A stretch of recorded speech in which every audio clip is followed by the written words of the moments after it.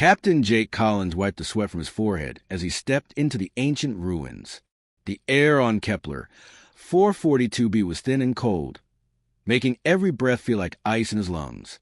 His team had been exploring this dead world for 3 days, finding nothing but broken stones and empty cities. But something about this place felt different. "Captain, you need to see this," called out Dr. Amy Rodriguez from deeper inside the crumbling building. Her voice echoed strangely in the vast chamber ahead. Jake made his way through the rubble, his boots crunching on fragments of what might have been glass or crystal. The ruins stretched as far as he could see. Towers and domes that had once reached toward the sky now lay broken and scattered. Whatever race had built this place had been gone for thousands of years. The chamber Amy had found was huge, with walls covered in strange symbols that seemed to glow faintly in the dim light. In the center stood a large stone table, its surface covered with carved lines and dots that looked like a star map. "Look at this, Jake," Amy said, running her scanner over the symbols. "The computer says this is some kind of navigation chart. But look here." She pointed to one section of the carved surface. "This matches our solar system perfectly. Same number of planets, same positions, everything." Jake leaned closer. The carving showed 9 circles around a central star, with small marks and symbols next to each one. But the third circle from the center, the one that would represent Earth, was covered with symbols that looked different from all the others. "What do those symbols mean?" Jake asked. Amy checked her translation device again. "The computer is having trouble with some of them, but it keeps giving me words like forbidden and danger. And this symbol here," she pointed to a complex mark carved deep into stone. "This one translates as sleepers or those who wait." Jake felt a chill that had nothing to do with the cold air. "Run it again. Make sure." The scanner beeped softly as it worked. Finally, Amy looked up with wide eyes. "Jake, the full translation says, 'The sleeper's domain, approach forbidden.' Our solar system is marked as off-limits." Back on Earth, Admiral Lisa Carter sat in her office at Earth Command, reading Jake's report on her tablet. The morning sun streamed through the windows of the orbital station, casting long shadows across her desk. She had been running humanity's space exploration program for 15 years, and in all that time, she had never seen anything like this. "This is ridiculous," she muttered, tossing the tablet aside.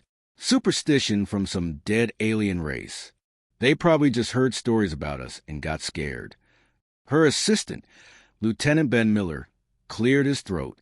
"Ma'am, Captain Collins seems pretty sure about the translation, and this is the 4th world where we found similar markings."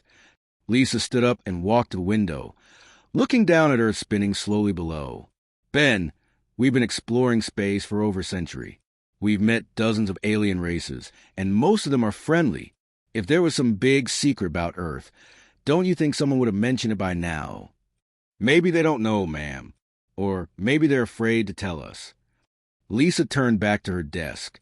"Send a message to Dr. Alex Monroe at the university. Tell him I want his team to look into this. If there's really something to these warnings, I want to know what it is." Dr. Alex Monroe had spent his whole life studying dead civilizations. His office at Earth University was filled with artifacts from a dozen worlds, pieces of pottery and metal and stone that told the stories of races that had lived and died among the stars. But the data Jake Collins had sent him was unlike anything he had ever seen. "Professor, look at this," said his research assistant, Kate Phillips. She was young and eager, fresh out of graduate school with bright eyes and endless energy. "I've been comparing the symbols from Kepler 442b with the markings we found on those other worlds. They're all the same." Alex pulled up the images on his computer screen. 3 different worlds, 3 different dead civilizations, but all of them had left behind the same warning about Earth's solar system. The consistency was impossible to ignore. "What about the dating?" Alex asked. Kate checked her notes. "That's the strange part. The ruins on Kepler 442b are about 50,000 years old. The ones on Wolf 359c are maybe 30,000. But the site on Gliese 667cc dates back almost 200,000 years. Professor, that means different species have been leaving the same warning about Earth for hundreds of thousands of years." Alex leaned back in his chair, thinking, Have you found any clues about what they were warning about? Some. The symbols mentioned something called those who dream of conquest among the stars and the fire of dead gods. But the strangest part is this. Kate pulled up another image. Every site shows signs of being abandoned quickly, like the entire population just dropped everything and ran. Ran from what? I don't know, but whatever it was, it scared them enough to leave behind permanent warnings for anyone who might come after them. Alex stared at the screen, studying the ancient symbols that all pointed to the same terrifying conclusion. Earth was not just another planet. It was something special, something dangerous, something that had frightened alien civilizations for hundreds of thousands of years. Far across the galaxy, on a world of crystal spires and floating cities, the Vorthak Council was meeting in emergency session. Elder Zefkara, oldest of their kind, stood before the assembled leaders with news that chilled them all. The humans have found the warnings, he said in their ancient language. They are beginning to ask questions. The other council members shifted nervously. They had been watching Earth for 50,000 years, waiting for this moment. Perhaps it is time to make contact, suggested Councilor Nixandra. We could explain the situation, help them understand. Zefkara's old eyes glowed with concern. The awakening has already begun. Can you not feel it? The ancient machines stir in their sleep. The humans have started to spread beyond their world, and with each ship they send into space, the danger grows. Then what do we do? Asked another counselor. We watch, Zefkara replied. We wait, and we prepare for what is coming. The sleepers have begun to wake, and soon the galaxy will remember why Earth was forbidden. Commander Amy Foster stepped off the transport ship and onto Arcturus Station. The massive space station spun slowly in orbit around the bright star, its gleaming halls filled with beings from across the galaxy. This was her first time representing humanity at the Galactic Coalition, and she wanted to make a good impression. The station was huge, with corridors that stretched for miles and docking bays that could hold ships the size of cities. Aliens of every shape and size walked the halls. Some looked almost human, while others were so strange that Amy had to remind herself not to stare. Welcome to Arcturus Station, said a tall, blue-skinned alien who approached her. I am Ambassador Crixtal of the Zeltharian Republic. We have been waiting to meet humanity's representative. Amy shook the alien's hand, noting how cold and smooth his skin felt. Thank you, Ambassador. I'm looking forward to our talks. As they walked through the station, Amy noticed something odd. Whenever she mentioned humanity's plans to explore new star systems, the aliens around her would grow quiet. Some would exchange glances, while others would suddenly find excuses to leave the conversation. During the first formal meeting, Amy presented humanity's proposal to establish colonies in the Vega sector. The response was not what she expected. Instead of the usual diplomatic discussions about trade routes and territorial boundaries, the alien delegates seemed nervous, almost frightened. Perhaps humanity should consider slower expansion, suggested the Draxan representative, his tentacles twitching with what Amy had learned was a sign of anxiety. There are many suitable worlds closer to your home system. Why would we limit ourselves? Amy asked. The galaxy is vast, and there's room for everyone. The room fell silent. Amy could feel dozens of alien eyes watching her, but no one spoke. Finally, Ambassador Crixtal cleared his throat. Commander Foster, may I speak with you privately? They walked to a quiet observation deck, overlooking the star. For several minutes, Crixtal said nothing, just stared out at the burning light of Arcturus. Your species is very young, he finally said. You have been traveling between stars for less than 200 of your years. Most of us have been exploring space for thousands of years. I know that, Amy replied. We're eager to learn from our more experienced neighbors. That is not what I mean. Crixtal's voice was barely above a whisper. Commander, there are things in this galaxy that are older than any of our civilizations. Things that we have learned to fear and respect. What kind of things? Crixtal looked around nervously, as if afraid someone might be listening. Ancient powers. Sleeping guardians. Forces that keep the balance of the galaxy. He paused, then added something that made Amy's blood run cold. Some of us have been preparing for the awakening for thousands of years. Back on Earth, Professor Ben Taylor had been working day and night on the alien symbols that Dr. Monroe had given him. As the university's leading expert in ancient languages, he had translated text from dozens of dead civilizations. But these symbols were different. They seemed to carry weight, as if the very act of translating them was dangerous. "I've got something," he called to Monroe, who was working at another desk across the lab. "These warnings aren't just about Earth being forbidden. They're much more specific." Monroe walked over and looked at the screen where Taylor had been working. Lines of alien text filled the display, with English translation below each section. "Look at this phrase." Taylor pointed to one line. "It translates as the species that sleeps between the stars. And this one says, whose children carry the fire of dead gods." "What does that mean?" Monroe asked. "I'm not sure, but there's more. This section talks about humans specifically. It calls us the inheritors and warns that when they reach beyond their cradle, the sleepers will know." Monroe felt a chill run down his spine. "Ben, are you saying these ancient aliens knew about humans specifically? But some of these warnings are hundreds of thousands of years old. Modern humans have only existed for about 50,000 years. "That's what bothers me," Taylor replied. "Either our understanding of human evolution is completely wrong, or these aliens knew something about our future that we don't understand." On the edge of human space, Captain Nina Brooks was having the worst day of her career. Her ship, the Pathfinder, had responded to a distress signal from what appeared to be a damaged alien vessel. But when they brought the survivors aboard, the aliens had started screaming. "Please, you must turn back," begged one of the survivors, a small, gray-skinned being with large black eyes. "The Watchers will know. They will know you have gone too far." Nina tried to calm the alien down. "What Watchers? Who are you talking about?" "The Ancient Ones. The Guardians of the Great Quarantine. They have been waiting for your kind to leave your world. Now that you have, they will come. Why would anyone want to keep us on Earth?" Nina asked, the alien's eyes filled with terror. "Because you are not what you think you are. Your people carry something in their blood, something that calls to the sleeping powers. The Watchers have kept you contained for so long, but now—" The alien started shaking. Now it may be too late. Nina's communications officer, Lieutenant Gary Watson, looked up from his station. "Captain, I'm picking up strange signals from the direction the alien ship came from. It's like nothing I've ever heard before." "Put it on speakers," Nina ordered. The bridge filled with a low, humming sound that seemed to come from everywhere at once. It was not quite music and not quite noise, but something that made everyone on the bridge feel uncomfortable. The alien survivors started crying when they heard it. "That is the sound of them waking up," one whispered. "The sleepers are stirring.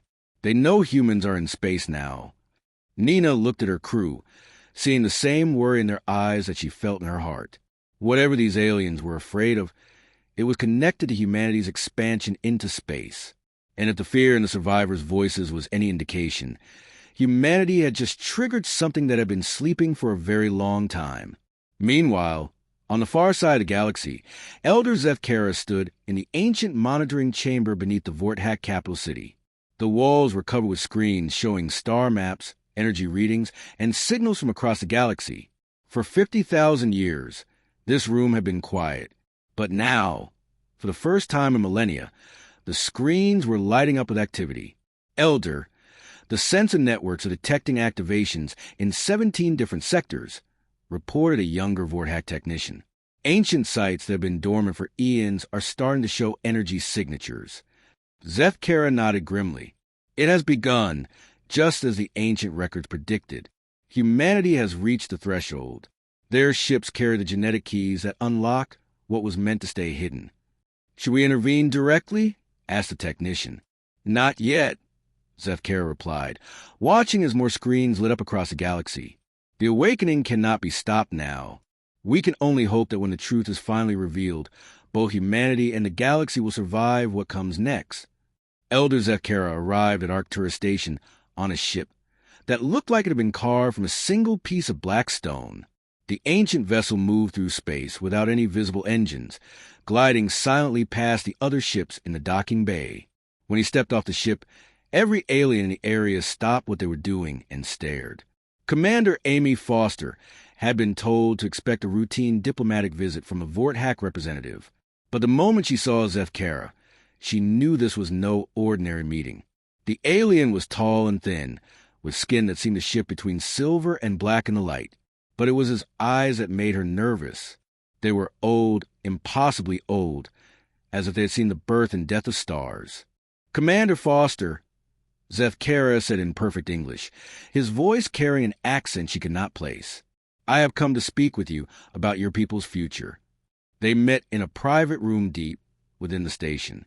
Zefkara sat across from Amy, his long fingers folded in front of him.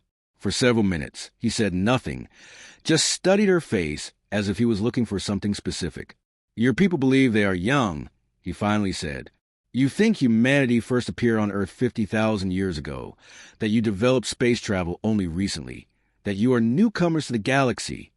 "That's what all the evidence shows," Amy replied. "The evidence lies." Zefkara leaned forward. "Commander, what I am about to tell you will change everything your people believe about themselves. Humanity is not young. You are not newcomers. You are the descendants of the most powerful civilization this galaxy has ever known." Amy felt her heart racing. "That's impossible. We have records of our evolution, our history. We know where we came from. You know only what was left for you to find." Zefkara's eyes seemed to glow in the dim light. "Millions of years ago, before my people first looked up at the stars, your ancestors ruled the galaxy. They were called the architects, and they built wonders that we still cannot understand. They created worlds, moved stars, and shaped the very fabric of space itself. If that's true, what happened to them? Where did they go? They evolved beyond the need for physical existence. But before they left, they took steps to ensure their legacy would continue. They created you, Commander. Modern humanity carries their genetic code, their memories, their power. Earth was not your birthplace. It was your nursery. Back on Earth, Dr. Alex Monroe was making discoveries that confirmed Zefkara's impossible story. Working with linguist Dr. Kate Phillips and physicist Dr. Ryan Clark, Monroe had been digging deeper into Earth's own archaeological record. What they found buried beneath millions of years of rock and soil should not have existed. "Look at this," Kate said, holding up a fragment of metal that their deep drilling project had uncovered in the Pacific Ocean. "This material doesn't match anything in our periodic table. The atomic structure is completely unknown." Ryan ran the fragment through every test he could think of. "It's not just unknown, it's impossible. This metal seems to exist in multiple dimensions at once. And look at these markings on the surface." The markings were tiny, almost invisible to the naked eye. But under the microscope, they revealed themselves to be incredibly complex patterns that seemed to shift and change as they watched. "Those are the same symbols we found on the alien worlds," Monroe said. "But these are millions of years older." "Alex, there's something else," Kate said, her voice shaking. "I've been running genetic tests on the organic material we found with the metal fragments. The DNA is human, not similar to human, not close to human. It's exactly human." "That's impossible," Ryan said. "These samples are from rock layers that are over 3 million years old. Modern humans didn't exist then." "Maybe modern humans didn't," Monroe replied. "But maybe our ancestors did." The implications were staggering. If Kate was right, if the genetic material was truly human, then humanity's presence on Earth went back far longer than anyone had imagined. But that raised even more questions. If ancient humans had possessed such advanced technology, what had happened to them? And why had modern humans been left to develop from scratch?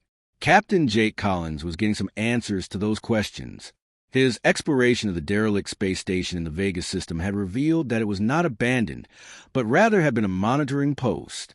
The station's computers, once he figured out how to access them, contained logs that spanned thousands of years. The logs are all in the Vorthack language, he reported to Earth Command. But our translation programs are starting to make sense of them. "Admiral, this station was built specifically to watch our solar system." Admiral Lisa Carter, who had dismissed the alien warnings as superstition, was now forced to confront the growing evidence. "What do the logs say, Captain?" They talk about humanity as if we're some kind of weapon. The Vorthack have been monitoring us for 50,000 years, waiting for us to develop space travel. They call us the sleeping inheritors and mention something called genetic activation protocols. Genetic activation protocols? According to these logs, human DNA contains dormant information that activates when we travel in space. The further we go from Earth, the more it activates. Admiral, I think our crews are changing. Carter felt a chill. Changing how? I'm not sure yet, but the logs mention enhanced abilities, improved reflexes, and something they call ancestral memory recall. It's like our DNA is remembering things our ancestors knew millions of years ago. The truth was becoming impossible to ignore. As Jake continued to translate the Vorthack logs, he found references to massive structures scattered throughout the galaxy, all built by the architects millions of years ago. These structures have been dormant for eons, but according to the logs, they were designed to activate when humans return to space. There's more, Admiral, Jake continued. The logs mention that the architects didn't just disappear. They planned their return. They encoded instructions in human DNA, instructions that would activate when we were ready to reclaim our heritage. And are we ready? Carter asked. I don't think we have a choice. The activation has already begun. According to these logs, every human ship that travels beyond our solar system sends out a signal. The ancient architect technology recognizes this signal and begins to wake up. How much of this technology is out there? Jake was quiet for a moment. Admiral, according to these records, the architects built structures on millions of worlds. If even a fraction of them are still functional, then we're talking about technology that could reshape the entire galaxy. Carter stared out at the stars, trying to process what she was hearing. Humanity was not a young species struggling to find its place in the galaxy. They were the descendants of the galaxy's former masters, and their expansion into space was triggering the return of technology that had been sleeping for millions of years. Jake, I want you to continue translating those logs. Find out everything you can about what's happening to us. Yes, ma'am. But, Admiral, there's one more thing. The logs mention other humans, ones who never forgot their heritage. They've been living in hidden colonies throughout our solar system, waiting for this moment. Other humans? Where? I'm not sure yet, but the logs suggest they've been preparing for what they call the Great Awakening. And according to the timeline in these records, it's happening right now. As Carter ended the communication with Jake, she realized that everything humanity thought they knew about themselves was wrong. They were not exploring the galaxy for the first time. They were coming home. The first reports came from mining colonies in the Outer Rim. Massive structures were rising from planets that had been barren rock just days before. On Kepler 186F, a crystal tower 3 miles tall burst through the planet's crust. On Wolf 1061c, geometric patterns of light began appearing across the entire surface. On dozens of worlds, ancient technology that had been buried for millions of years was coming to life. Captain Nina Brooks watched from the bridge of her ship as a metal pyramid the size of a mountain emerged from the surface of Tau Ceti. The structure moved slowly but steadily, pushing aside tons of rock and soil as if they weighed nothing. Strange symbols glowed along its sides, pulsing in rhythm like a heartbeat. Captain, I'm reading massive energy signatures from the structure, reported her science officer, Lieutenant Gary Watson. Whatever it's doing, it's using more power than our entire fleet combined. Nina had been experiencing changes herself. Over the past few weeks, she had noticed that she could predict when asteroids would drift into their path, could sense mechanical problems with her ship before computers detected them, and could understand alien languages she had never heard before. Her crew was experiencing similar changes. Captain, I think I know what the pyramid is doing, said Ensign Kelly Adams from the engineering station. It's terraforming the planet. Look at these readings. The atmosphere is becoming breathable, water is appearing on the surface, and the temperature is stabilizing. Nina stared at the data. How is that possible? Terraforming takes decades, even with our best technology. I don't think this is our technology, ma'am. I think it's something much older and much more advanced. Back on Earth, Admiral Lisa Carter was dealing with reports from human colonies across the galaxy. Every world with a human presence was experiencing similar phenomena. Ancient structures were awakening, and the changes they were making to planets were beyond anything humanity had ever imagined. "Admiral, we have a situation," said her aide, Lieutenant Ben Miller. "The colony on Glee 667cc is reporting that their entire population is experiencing what they call genetic memories. People are remembering things they've never learned, understanding technologies they've never seen." Carter pulled up the reports on her screen. Colonists were describing visions of vast cities floating in space, memories of technologies that could move planets, and knowledge of sciences that didn't exist in any human textbook. "Ma'am, there's more," Miller continued. "Dr. Phillips at Earth University says the genetic changes are accelerating. Human DNA is rewriting itself, activating sequences that have been dormant for millions of years." "What kind of changes are we talking about?" "Enhance intelligence, improve physical abilities, and something she calls technological intuition. Humans are instinctively understanding how to operate ancient architect technology." On Arcturus Station, Commander Amy Foster was witnessing the panic spreading to the Galactic Coalition. Representatives from dozens of species were demanding emergency sessions, their voices filled with fear and confusion. "The humans have awakened the Architect Network," declared the Draxan ambassador, his tentacles writhing with agitation. "Ancient war machines are rising from our worlds. This is exactly what we feared would happen." "They're not war machines," Ambassador Crixtal said quietly. "I've been studying the reports. The structures are creating habitable worlds, not destroying them." "How can you be sure?" demanded the Centauri representative. "The architects were the most powerful species in galactic history. When they vanished, we all thought we were safe. Now their descendants have returned, and their ancient technology responds to human presence." Amy stood to address the assembly. "The humans didn't choose this. We're learning about our heritage at the same time you are. We want to work together to understand what's happening." "Work together?" The Rigelian delegate's translator made his voice sound harsh and angry. "Your people carry the genetic keys to technology that could reshape the galaxy. How do we know you won't use it to conquer us all?" The debate continued for hours, with some species calling for immediate military action against humanity, while others argued for cooperation. Amy could see the fear in their eyes. The terror of a species they had always seen as young and harmless, suddenly revealed to be the inheritors of unimaginable power. Meanwhile, the Vorthack Council was facing its own crisis. Elder Zeth Kara stood before his fellow council members as younger species representatives filled their chambers with demands for action. "The humans must be stopped," insisted a representative from the Tau Ceti Alliance. "Their expansion is triggering architect technology across our territories. Some of our colonies have been forced to evacuate.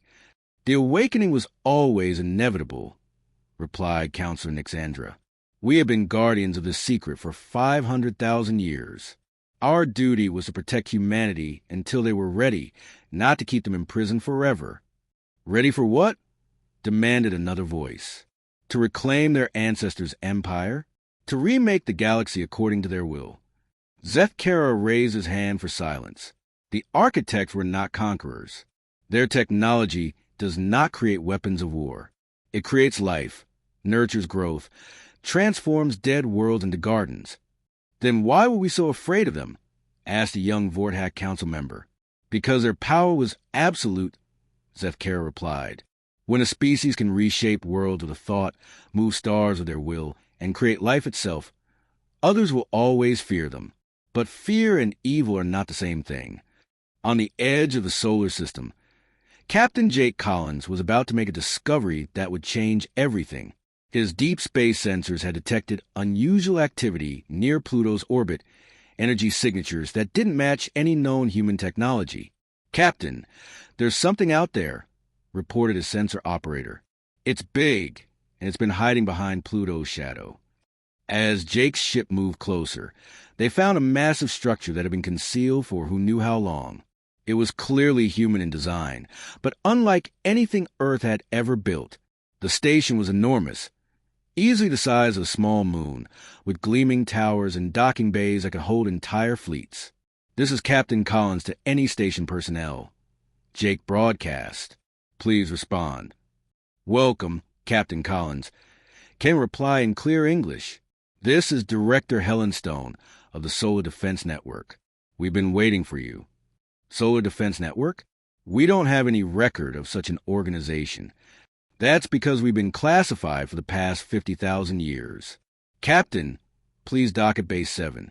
It's time you learn the full truth about humanity's preparation for this moment. As Jake's ship approached the hidden station, he could see hundreds of other ships in the docking bays, vessels that combined human design with technology that seemed impossible. Some ships looked like they were made of living crystal. Others appeared to bend light around themselves, and still others seemed to exist in multiple dimensions at once. "Director Stone, how long have you been out here?" Jake asked as his ship settled into the docking bay. "My people have been here since the first human settlements were established on Earth," Helen replied. "We are the keepers, the guardians of the architect legacy. While humanity on Earth forgot their heritage and started over, we maintained the knowledge, the technology, and the preparations of day when our people would return to the stars." "Return to the stars?" "Captain, humanity never left the stars. We just want to sleep for a while. But now the galaxy is ready for us to wake up, and it's time to begin the work our ancestors started millions of years ago." Jake felt a strange sensation, as if memories that weren't his own were stirring in his mind. Images of vast construction projects, of dead worlds transformed into paradise, of species working together to nurture life throughout the galaxy. He understood now that the awakening wasn't just about ancient technology coming online. It was about humanity, remembering who they truly were. Director Helen Stone met Captain Jake Collins at the airlock of the hidden station. She was tall and graceful, with silver hair and eyes that seemed to hold the wisdom of ages. When she spoke, Jake felt a strange sense of recognition, as if he had known her voice his entire life. "Welcome aboard Sanctuary Station, Captain," Helen said. "I know you have many questions. Come, let me show you the truth about what your people have become." They walked through corridors filled with humans who looked different from those on Earth. Some had silver markings on their skin that glowed softly in the light. Others moved with an impossible grace, their feet barely touching the ground. All of them carried themselves with a quiet confidence that spoke of ancient knowledge. "Who are these people?" Jake asked. "They are your brothers and sisters," Helen replied. "Humans who never forgot their heritage. When the architects evolved beyond physical existence, they left behind two groups of descendants, those who would sleep and forget, living normal lives on Earth until the galaxy was ready, and those who would remember and prepare, maintaining the knowledge and technology needed for the awakening." They entered a vast chamber with walls made of crystal that showed images from across the galaxy. Jake could see the ancient structures that had been rising from dead worlds, but now he understood what they were really doing. "The terraforming machines," he said in wonder. "They're not just creating habitable worlds. They're creating perfect worlds." "Yes," Helen nodded. The architects' greatest achievement was not their technology, but their vision. They saw a galaxy where every world could support life, where every species could thrive together. When they left, they programmed their machines to wait for their descendants to return and continue the work. On Earth, Dr. Alex Monroe was experiencing the full awakening of his genetic memories. Images flooded his mind of vast projects that spanned entire star systems, of dead suns being rekindled to give warmth to frozen worlds, of barren planets transformed into gardens that could support millions of species. "Kate, I can see it all now," he said to Dr. Phillips, who was also experiencing the same visions.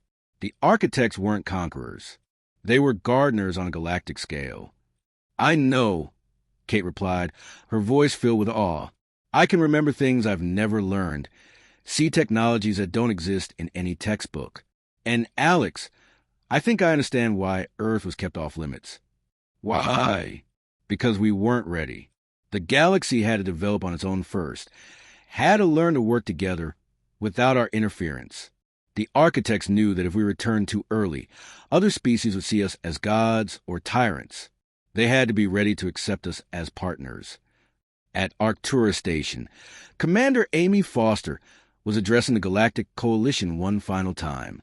The great assembly hall was packed with representatives from hundreds of worlds, their faces showing a mixture of fear, curiosity, and hope.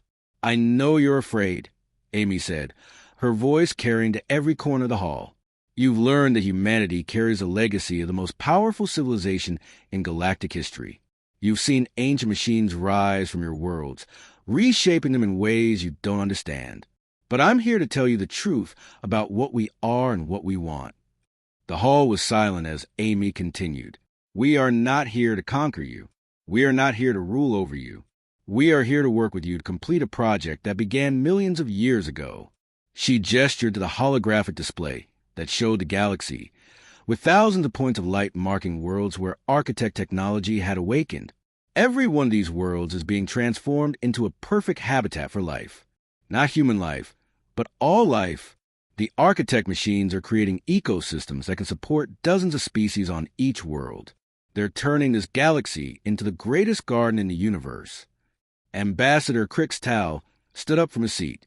Commander Foster, how do we know you speak the truth? How do we know this isn't some elaborate plan for human domination? Because, Amy replied, the machines respond to human genetic codes, but they don't obey human commands. They follow their original programming, which was to nurture life throughout the galaxy. We can activate them, but we can't control them. They will create worlds that benefit everyone, not just humanity. Elder Zefkara rose from his place in the assembly. The commander speaks the truth, he said in his ancient voice. We Vorthak have monitored architect technology for 500,000 years. It has never been used for destruction, only for creation. The humans are not returning as conquerors, but as gardeners. Meanwhile, at the Galactic Core, a joint expedition led by Commander Amy Foster and representatives from dozens of species approached the Master Architect facility. The structure was impossibly vast, stretching across light years of space like a cosmic spiderweb made of crystal and metal. Readings indicate the facility has been dormant for over 4 million years, reported the expedition science officer. But it's showing signs of activation as we approach. Amy felt a pull in her genetic memory, an understanding of what this place was and what it could do. This is the control center for the entire galactic network.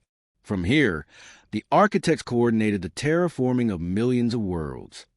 As their ship docked with the facility, Amy and her team made their way to the central chamber.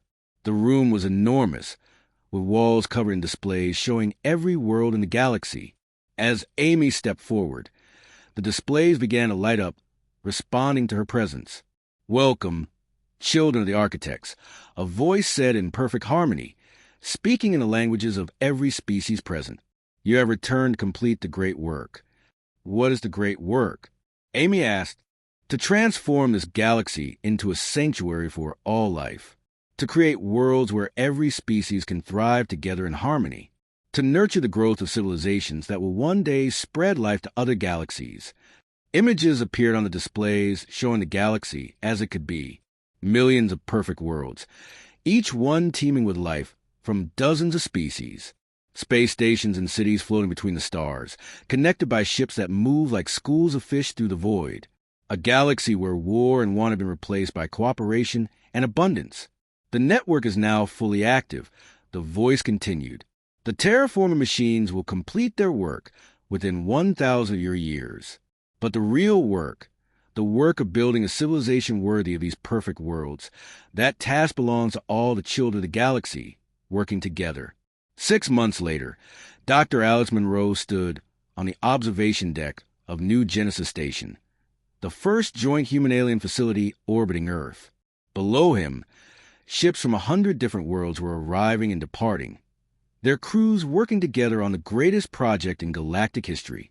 The Galactic Compact had been signed by every major species, establishing the Gardeners Guild as a joint organization dedicated to nurturing life throughout the galaxy. Earth was no longer off-limits, but had become the headquarters of the largest cooperative effort in the history of the galaxy. Professor Monroe, said Kate Phillips, joining him at the observation window. The first joint colony ships are launching next week. Humans, Vorthak, Zeltharians, and Draxans, all working together to establish settlements on the new worlds.